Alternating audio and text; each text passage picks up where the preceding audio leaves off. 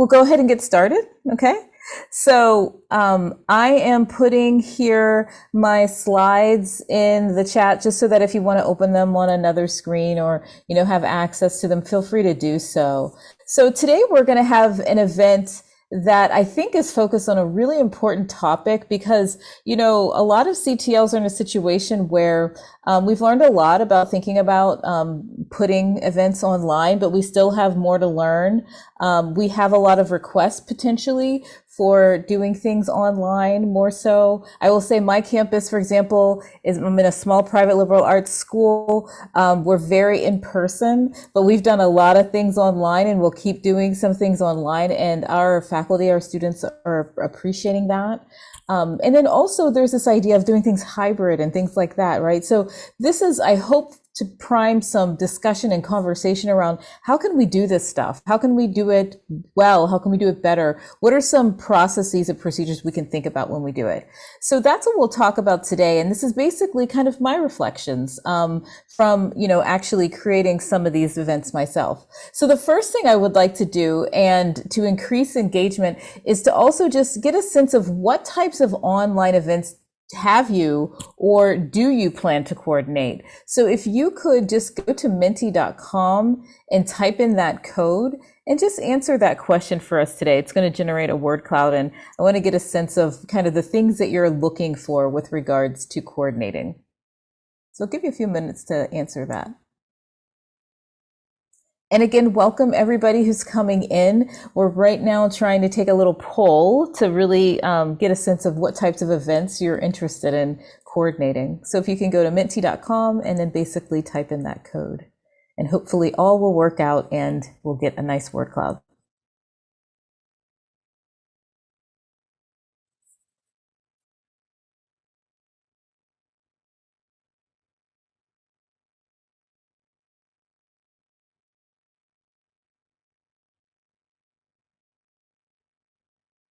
I'm just going to switch my screen, but it will show the word cloud still. I mean, it will show the code. I will show the code again, excuse me, still. So don't worry about that. But I want to get the poll up. So let's go here and present. So what types of online events have you or do you plan to coordinate? So this is the poll. So as you continue to, exactly, post, you're going to see a bunch of different types of things come up here. I see seminars, I see workshops, poster sessions, all really great, online events. Guest webinars, great. A lot of CTLs do all of these types of things. Learning community, yeah, absolutely. I've definitely used an online site for my learning communities, all of these types of things. Faculty showcases. What else do we see? Reading groups and tech workshops. Wonderful. Faculty mentorship. Oh, very nice. And other types of things here. I see a research symposium as well. So there's a whole breadth of different types of online events, right? You're interested in. And so I think you're in the right place to start, kind of talking about these and really thinking about them. And again, many of you may have done these before. So it really be really great, as we communicate through this discussion, that you share some of your practices as well. Okay. So thank you for completing that word cloud. So how am I going to discuss this today? Well, let's look at kind of the overview of this outline of this session. So first, I'm going to just talk about some very important planning questions that I think are important for CTLs to consider when designing an online event. Some things and, ways that I have thought about choosing an online platform. Of course, these aren't the only ways, but these might be helpful for you. How do we promote engagement? What do we do pre-event? What do we do the day of the event and post-event? And then I'd like to also have a discussion around hybrid events. So how do we think about these events? What are some things to actually consider for those events? All right, so the first part we're going to talk about is important planning questions. So what is really a good place to start? Well, I'm going to share with you, and I put this on my blog. And by the way, I want to thank Acadiate. Acadiate's here. Acadiate's co-sponsored this session today, so they are also on this call. I have used Acadiate's platform for various things, and I've also used other platforms as well. So I am going to give you an example today from Acadiate and other kind of sources, whether it's my LMS or my website as well. So on my blog, I've actually posted a number of resources that I'm going to actually talk through today. So the first one is these 10 important planning questions for CTLs. So these are things that I consider when I'm thinking of the event. And I just try to put them all in one place. But these are big picture things. So what type of event is being planned, right? So that's the first question that I actually asked you too, workshop, research session, etc. What are the goals of this event? What do I want the participants to get out of it? What are why am I having this event? Is it fully online or hybrid, the most appropriate modality? We have to think about these things nowadays. What is the budget? That's huge, right? So if I don't have any money, this is going to be a very cheap event and it's going to be done in a way that I have the resources to perform it. How many participants are estimated to attend? Are they within my institution only? Are they outside of my institution? Or is it both? And that can actually play a role in what choices you make for also your platform. What type of people support is needed? So as we know, people are a resource, right? We need to have the crew to actually help us put these things on, depending on how extensive the event actually is. And then what digital tools are licensed by the institution? Will event materials need restricted access? What online platform is the most appropriate? And will participants need to have access to materials after the event? Okay, and there's a little extra thing there. Get rid of that later.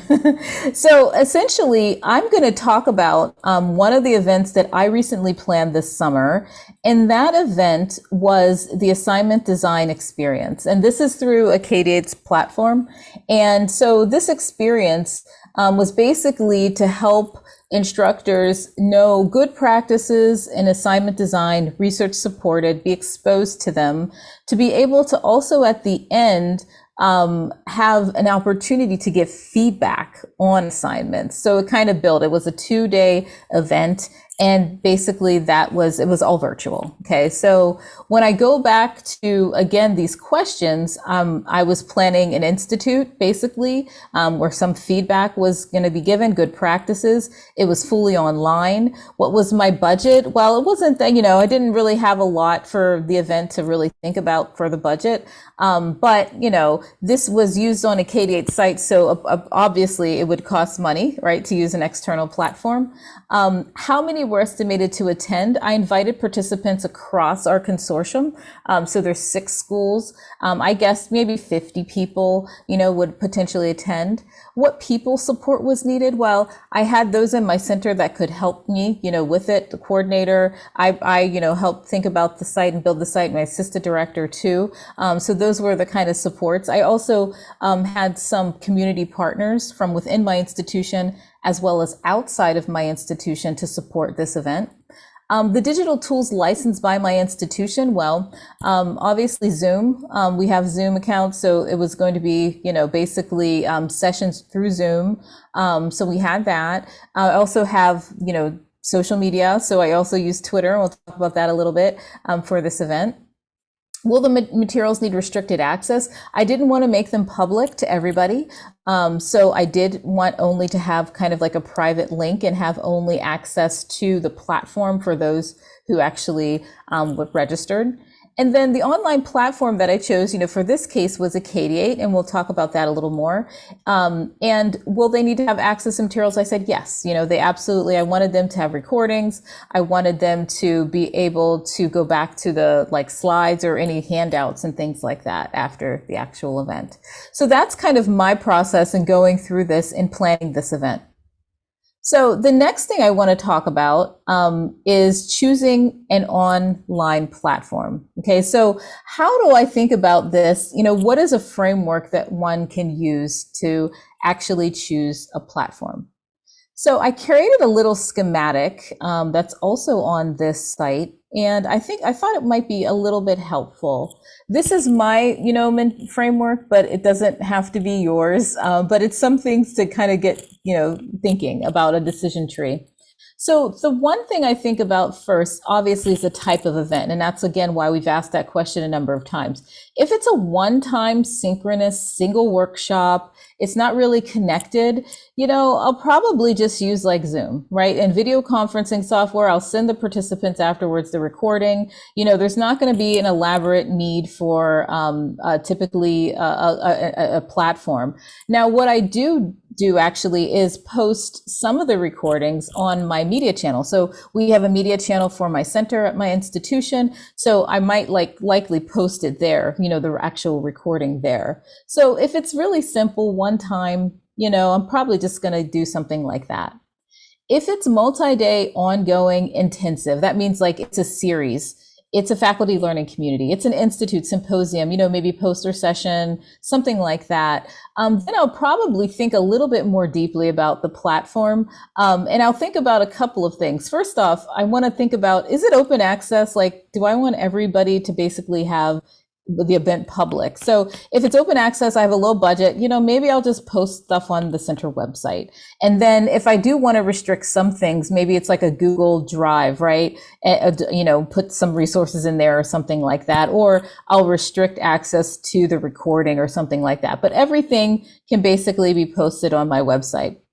If I wanted more kind of options, restricted access, I also have more, budget and things like that, possibly. I might go in these other routes, or might have more, in thinking about it in different ways. So this route here, if it was only going to be internal, and maybe I only want people in my institution to have access, and I only want a very basic display, then I'll probably use my learning management system because it's very closed, it's contained, they can keep it, etc. And so to show an example of a couple of these, so this, for example, is a different type of professional development. It's an online module, and it's a module we developed about integrating social justice. And so what we've done as, my team, is we put it all contained in our LMS. Okay. And then also it also has like reflections and submissions and stuff like that. So it just, it makes sense to kind of embed it within the LMS, but that's basically what it is. And it has a lot of the other flavors of the other things, except it's all asynchronous, right? So this is a completely asynchronous thing, where they're posting to discussion boards and things of that nature. So if I want something basic, again, I'll go that route. Now, if I want internal, external, I want a really advanced display, I have a sufficient budget, then yes, I'd probably go and pursue an online platform.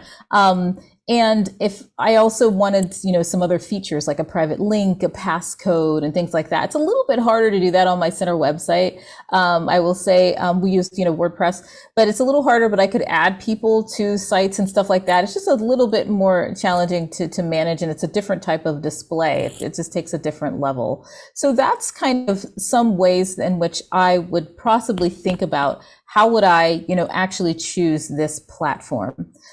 So I'd like to just get a sense, I'm going to stop there for a minute and think a little bit about your platforms. What platforms have you used for virtual events? So if you could actually take a minute and share a few in the chat.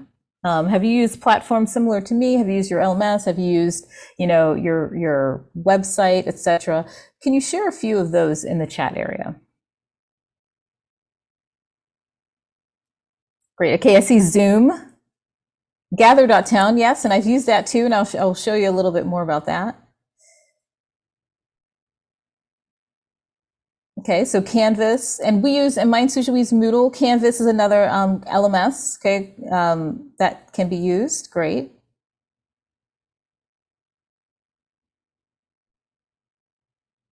Okay. So those are just a few examples. So that's great. And if you have others, feel free to add them into the chat. So that's, kind of some things about thinking about an online platform. How do I choose it? And now I want to actually go to the assignment design experience, and you'll see here that this particular platform, again, I wanted to make it open to those who registered within my institution and outside of my institution, right? And so I was able to generate through Acadia a private link that could be sent to all of those who registered to the actual event. And it has a more advanced display.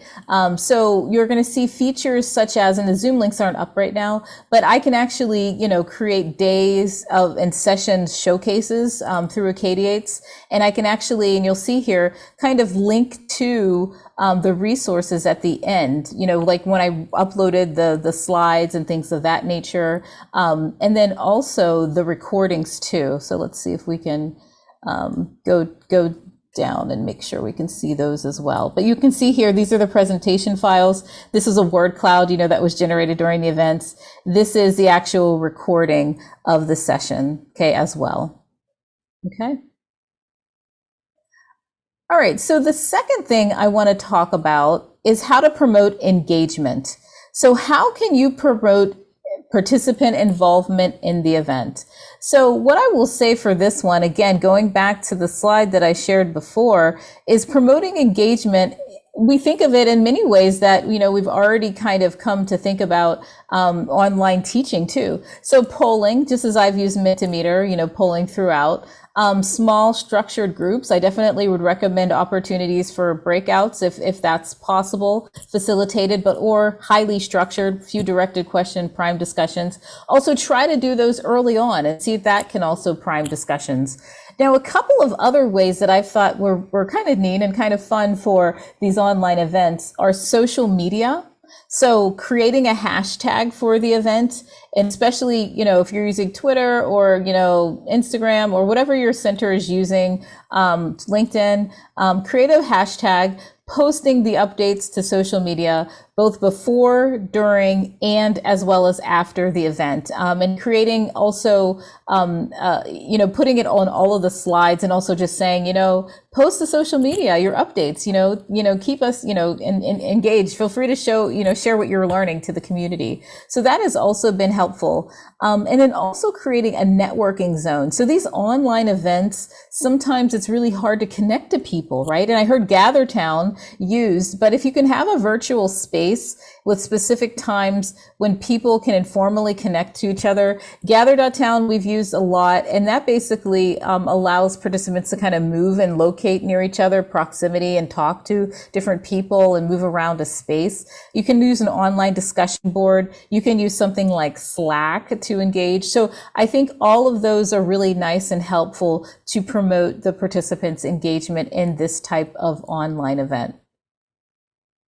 All right, so what did we do for the assignment design experience? So I'm going to show you that.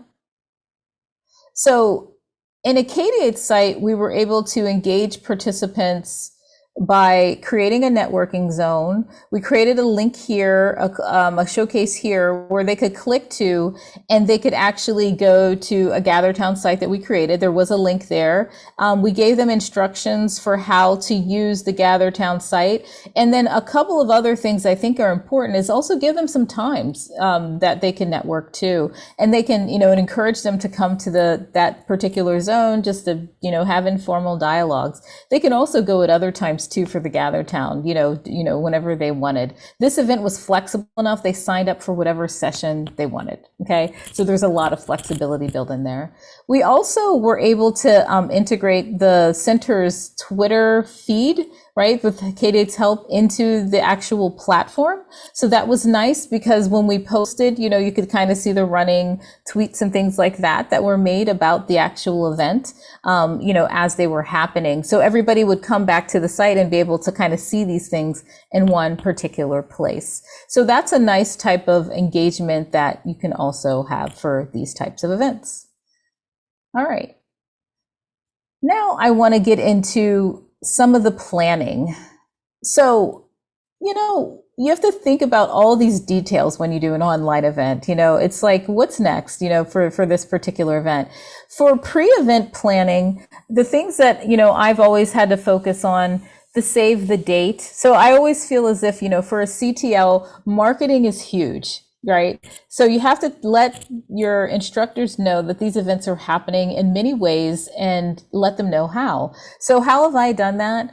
We try to do multiple avenues. We have an internal communication at our institution called Lafayette Today. So I'll post those there. We also obviously have a calendar that we can post everything to that feeds into our center website. We also have Twitter, so we'll post there as well. And then sometimes I'll just do directed emails to particular groups as well. So maybe I want to, send this to the new faculty or other types of groups. But I think it's really important first to really think about marketing. So saving the date and other announcements, bringing them up, at other sessions. Then there's the registration. So for our registration, I tend to use Qualtrics. There's Google Forms, SurveyMonkey, all of those. We use Qualtrics, and Qualtrics enables us to also create an action email that gets sent as soon as someone registers. It comes to our center account, and it also just to keep us updated. And you might not want to do this if you have a lot of people registering, but it also gives them, a copy of their registration. But it keeps us kind of understanding and knowing who's registering, so that if we need to continue marketing, right, we'll continue marketing. The creation of the connection links, obviously you got to create all those Zoom links and stuff like that for the sessions, making sure everybody has access as co-host, host, etc. And then the session planning, each of the plans, as well as the site design. Okay, so these are some of the session planning. As a CTL, we know this is just our bread and butter. This is what we do. This time we have to kind of move all of that to an online space and thinking about site design. So here are a couple of features that I've found to be useful for creating an online event, especially like an institute or, multi-day, more complex event. So putting up the event program, putting up facilitator profiles, and I'll show you all of these on the site that I had for the assignment design experience. The session information, okay, so just a little blurb about the session, the facilitator, etc. The networking space that I mentioned, and also the social media feed. So if I was going to take the top things that I'd probably put in most of my sites, it would probably be these. So if we go back and look at the assignment design experience again, you'll see each of these things. So the program, in this case, we linked it to our website. So you could go to the center's website, and kind of see all of the information, those who would present and all, etc. So that was the program. You could also create a PDF file, right, and upload it. There's a lot of ways to display the program as well. And then the day one and day two events, again, I showed you those, but those are basically each of the events having a different showcase and having a Zoom link. And, you normally, like if this was active, it would say join meeting, right? And so you could just automatically, the participants go and click the link. It's a one-stop shop. And people really liked it. Lots of good feedback on the site in general. So those are the event sessions. You'll find the descriptions and Zoom links there. This is the Meet the Facilitators. So these were all the facilitators. We got their pictures, and we had a whole range of people, presenting from faculty to, staff at our institution to student as well being involved. But basically, we had a little blurb for them. Some of them more elaborate than others, but like a little, kind of, information about that person.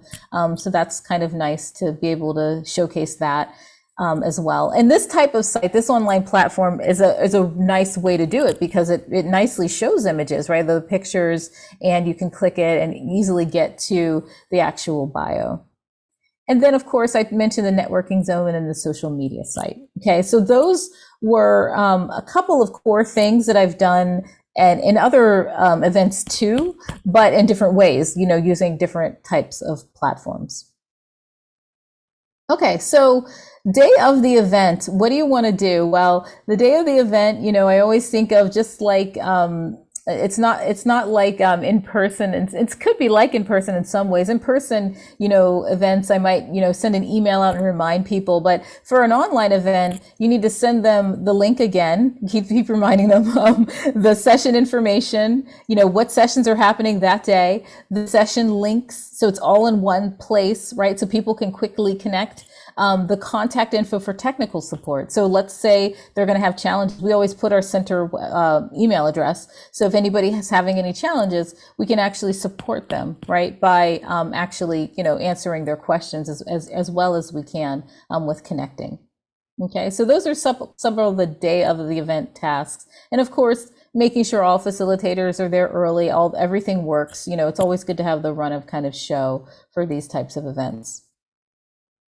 Now, moving into post-event, thinking about what may need to be done after the event, I always think of like, what are the things that they need to take with them? Okay, so sending an anonymous feedback form, uploading the recordings, captioning the transcripts, uploading all those session materials, all of that's going to happen. And sometimes that can happen during the event, depending on how much help you have and if you can kind of get it all up there. So then everybody kind of has it there. A couple of things to consider about the session materials is if you want participants to have access to them forever, right? And do you want them to download them quickly? So many of us are probably used to using Google Drive. You can give them links and then have an infinite kind of download. If you're going to use a site like the assignment design experience, like that one, it will nicely display everything. But you're going to you'd have to work with the company, right? Like Acadia to actually know if you're going to extend the life of how long they can view this stuff. So you might want to actually tell them to download it, soon after the event, everything they needed, unless you wanted to keep the site up. And then also, you can also link to Google Drive and things like that they can keep as well. So that's something to just consider on that end of the actual event. All right. So I think those are some of the big, points on really thinking about coordinating, these virtual events. I'd like to just pause for a minute here before we talk about kind of the hybrid events and see if anybody would like to share any questions. So I'll give a few minutes for anybody to post anything in the chat. So anything procedurally that you really would love to talk about a little bit more. With regards to coordinating, or things that you have questions on or challenges on, that would be great to hear. So I'll give it a minute.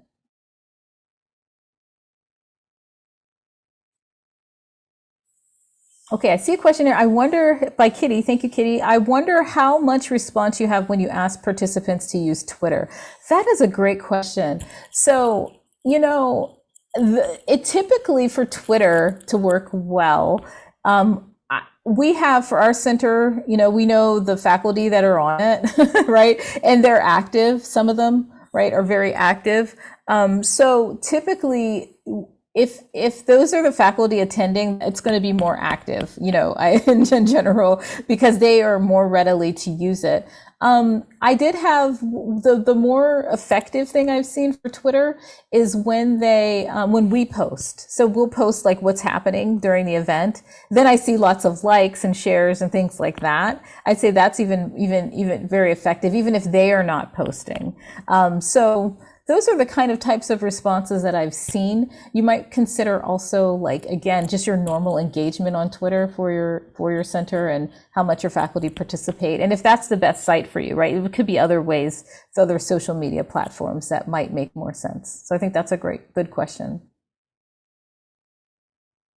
You're welcome.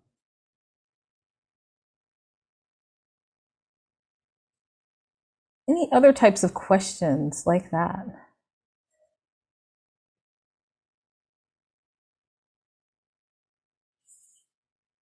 Okay, so I'm gonna move on to just presenting this briefly, and then again we'll have some opportunities I think for more discussion.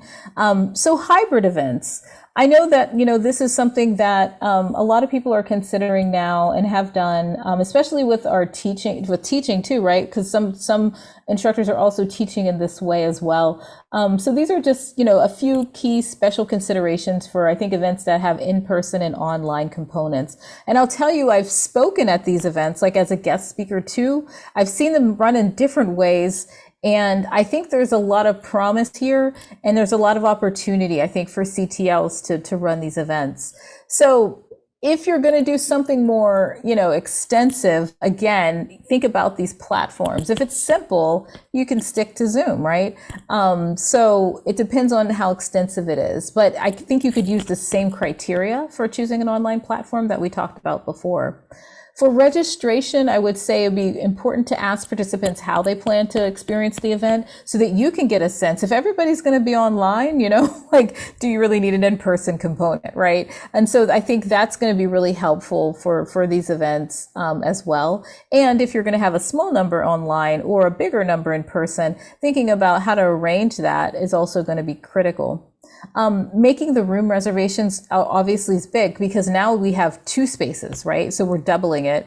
Not doubling it, we're just doing it, in a different way. So you'll have to reserve the room, obviously allow time for setup, microphones, streaming in, all of that technology support that will need to be there in place. And so this is why my other bullet point says you actually need to have support for both the in-person and the online components. Like really, you should have somebody who could be there for both aspects at minimum, if not, several people for those aspects. So the in-person people can facilitate what's happening in person. The online people can actually make sure everything that's happening online is happening well. And that's definitely what I've seen in some of the engagements in which I've encountered. I haven't done a lot of hybrid events per se on my campus, but I'm also thinking about doing more of them, especially in this coming year. So that's why I think this is a good conversation to have, and to really think about like how to actually put these together and to make it effective. So those are just a couple of key points.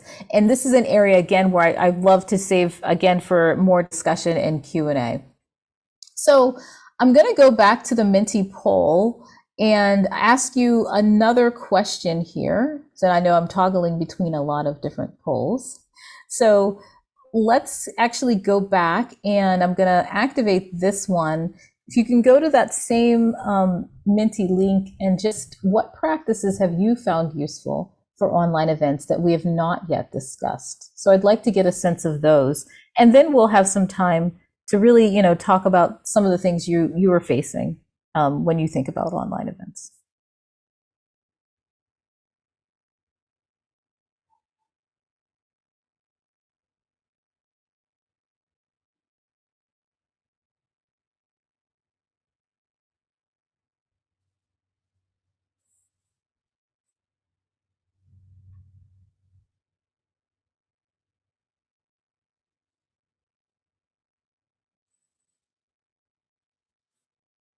Okay, I see a tool here. I see Padlet, okay, being used, and I know others have used tools like Padlet to actually create these online events, and that would be interesting to talk more about that.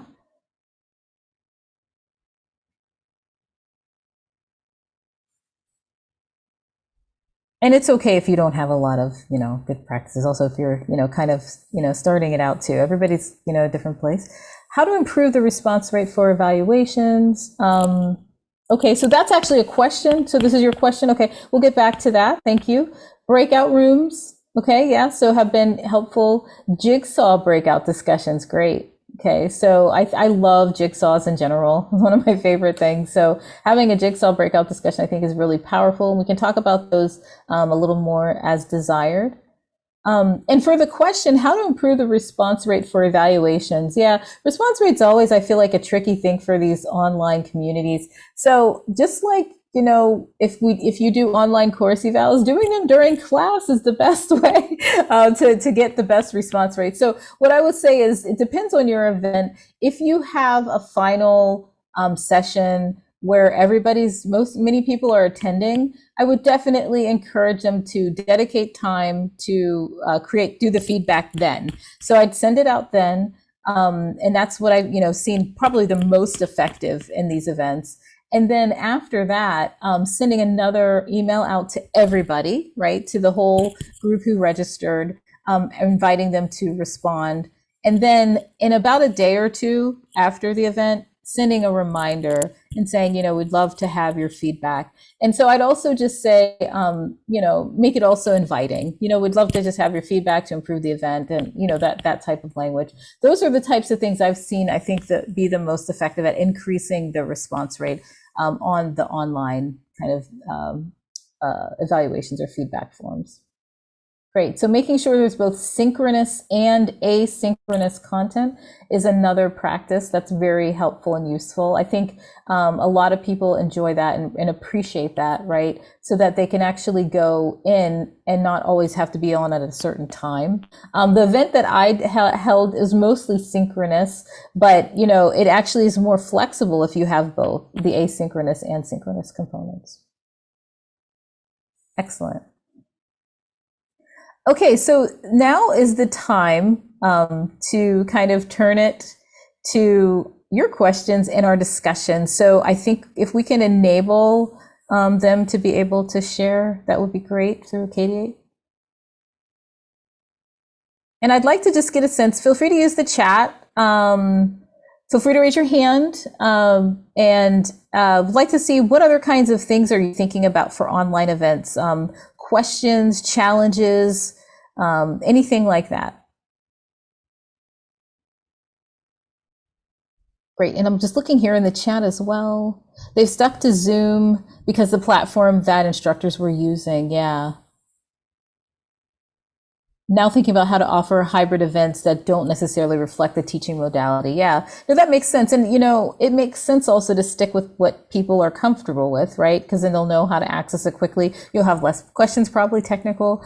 But it's good to also consider if there's more, to it there that you could change, a little bit with regards to that. Can you talk a little bit more about the networking zone and how that works? Yeah, so I think there's a lot of ways to do it, and maybe also even KDE could share some ways that they've seen it.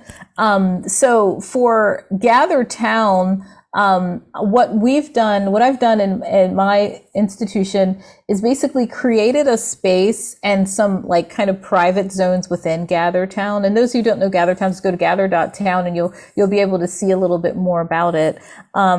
And then, of course, giving them the instructions and then telling them to go in. And then what we usually do is we usually have a couple of people who are coordinating the event in that space, right? Greeting people. So once they come in, we say, oh, hello, how are you? Things like that. And if they need any technical support, we help them then as well. Because like, how do I move? How do I do this? Right. And like, how do you explore the site? So we usually at least have one or two people kind of hanging out in that space. And then we say, how's it going?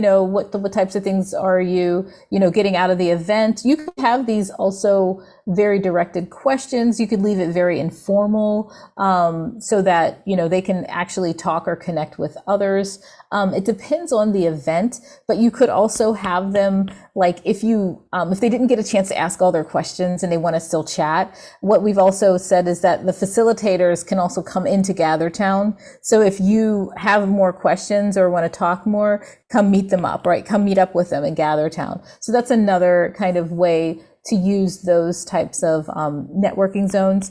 Another thing is just like having kind of like that back channel, of communication. Again, if you use Slack, if you use a discussion board or something like that, then there actually is that kind of engagement as well.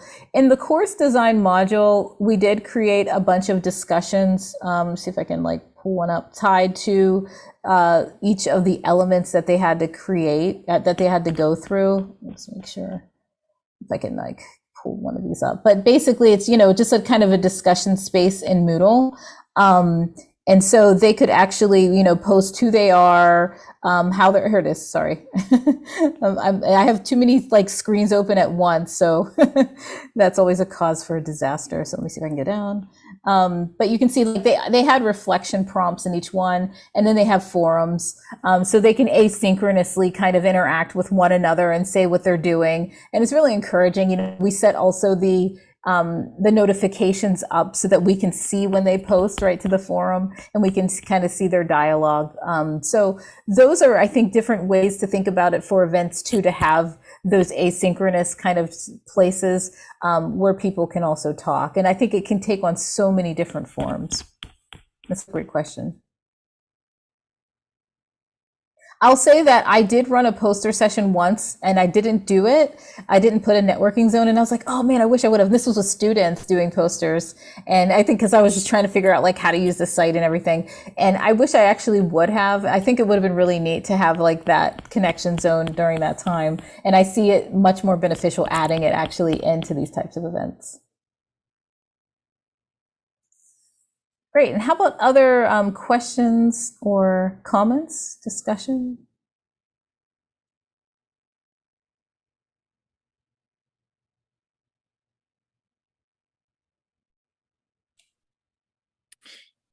Tracy, maybe I can, Mhm. hi, David from Acadia, just to add on to what Tracy was mentioning about networking zone.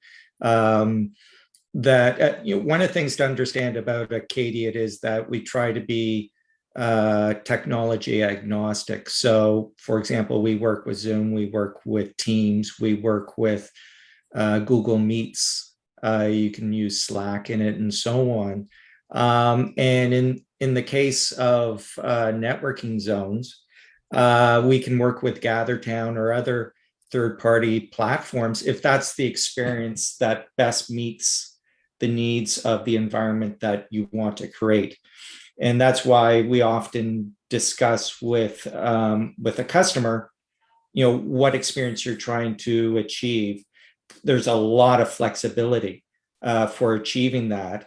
But we also have capabilities in-house for creating networking zones where it's very easy to create, but it's enabled around each individual controlling their profile and then sharing it into a networking zone and then turning on the modalities that they choose or what they're comfortable with, whether it's Zoom, whether it's Teams, or it's a chat, or it's comments, or contact me by email, or even you can program your calendar so people can organize that way.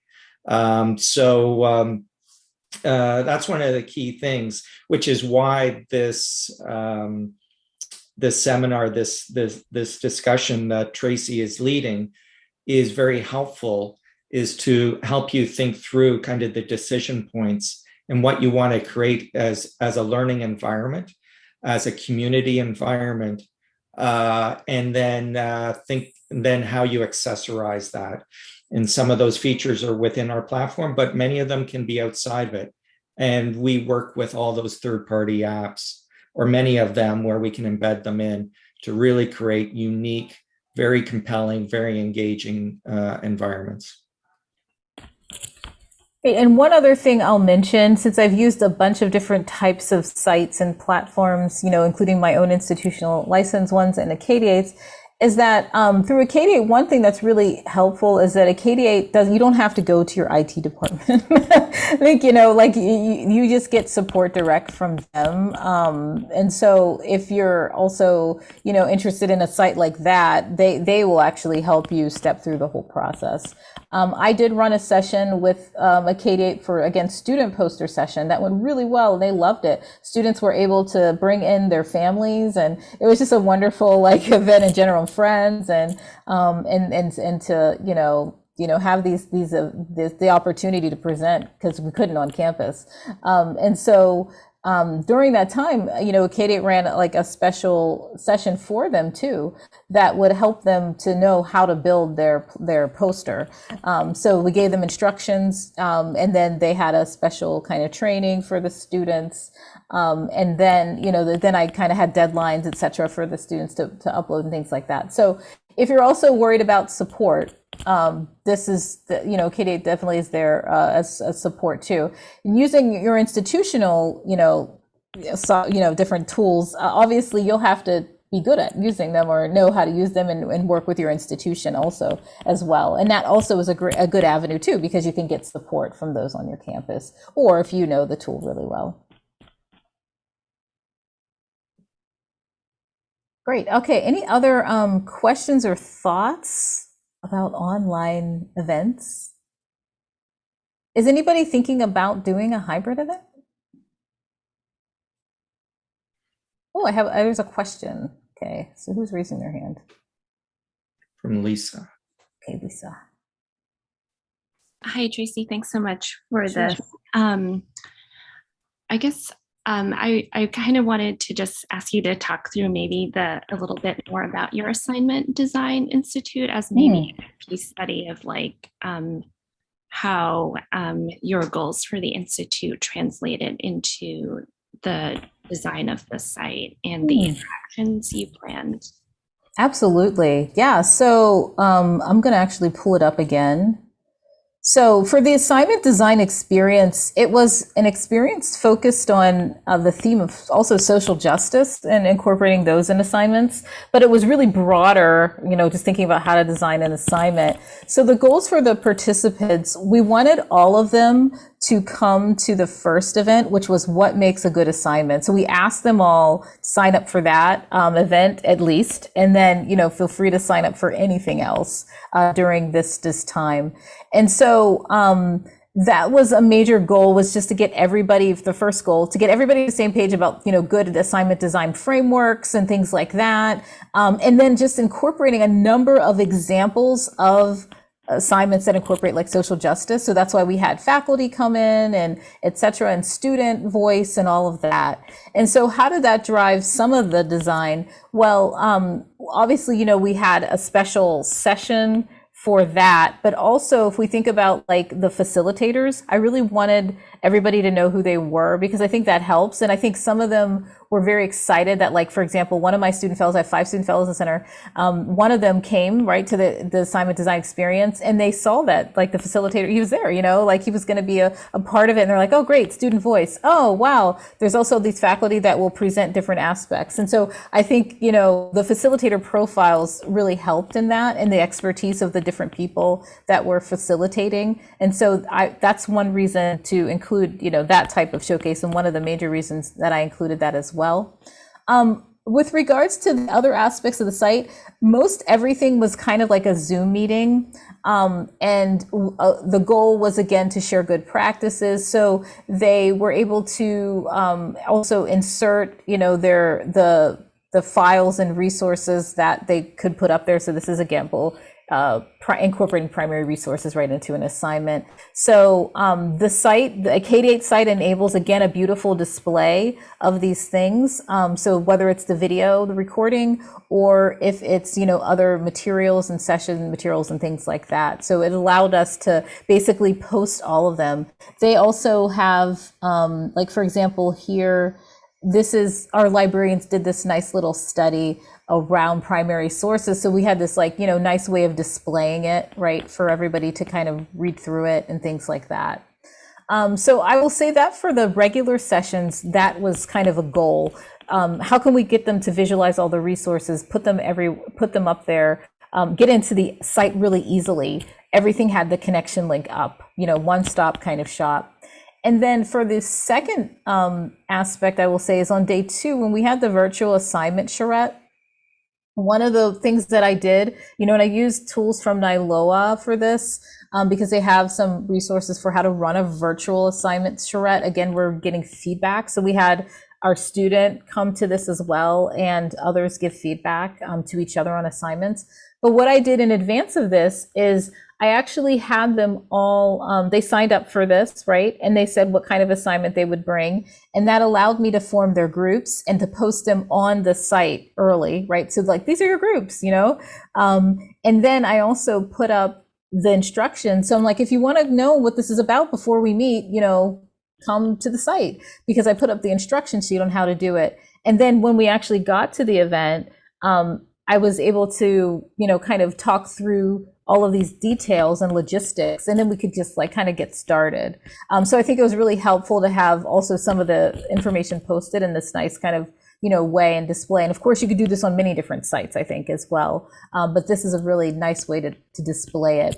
During the actual charrette itself, they had folders where they could upload their assignments. So we were able to link to that on the actual, panel there on the left side. So they could upload them, and then everybody could download them and read through them, like, while they're designing them. So all of this is kind of like, how do we kind of in the virtual space put all these things so that people can access them, right, in a helpful way. So I think that's a really great question. And I think that's, kind of how I approached it. I thought about all the different sessions and what should these things look like. And then just the fact of networking, because not everybody was going to come to every event. It would be great to have just times where people could network and just, talk to one another. And then just to kind of generate interest also, in social media as well on the event. So thank you for that question. Thank you so much. Sure. Any other questions or comments?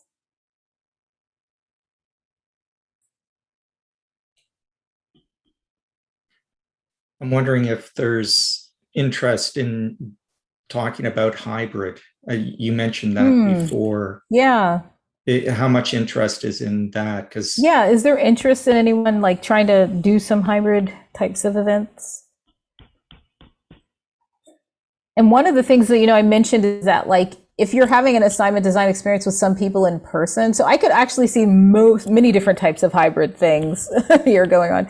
So one of the things I considered, but we didn't do, was could we make this a charrette in person and just put everything else online, So that's, one thing you could do. If you have multiple sessions, could some of the sessions be only, actually in person? So this one could be actually just taken offline and could be in person. Now, to have different people experience it, the normal sessions, is a different question, I think, to ask. So for this, what makes a good assignment, let's say, I think we'd have to make some decisions. So we had about 5 facilitators. We could all be in person, right? And we could use, Zoom or something like a Zoom link similarly, and actually stream it to those, so those who are coming in virtually, they could, participate via Zoom and show them also as participants on the screen. And then they could also see us, right? Because in our spaces, and many of yours maybe too, you can do that, right? It's like, bring in the online people into the in-person space. So that's a possibility. If we were kind of all in person, we could do that. We could some of us be virtual or be virtual and then have set up a site in our school, right, for a room where people could gather and have discussions. So I definitely would need somebody there in that space. I would want someone there in that space to help manage the discussions, and we could be virtual, or a guest speaker, whoever is kind of virtual, and then having discussions in person could happen, when we ask questions and stuff like that. Polls like Mentimeter, Poll Everywhere, all of those can be used in both spaces, right? So that's always those are good tools to use. And then they could have in-person discussions. We'd have to do breakouts or something on the online space, right, to make them both do that. But that's very possible as well. So I could also see that happening too. Sometimes I know we've had to have things where sometimes some people are streamed in and some people are not. So it could also be that one of our facilitators has to do that and some, the others are in person.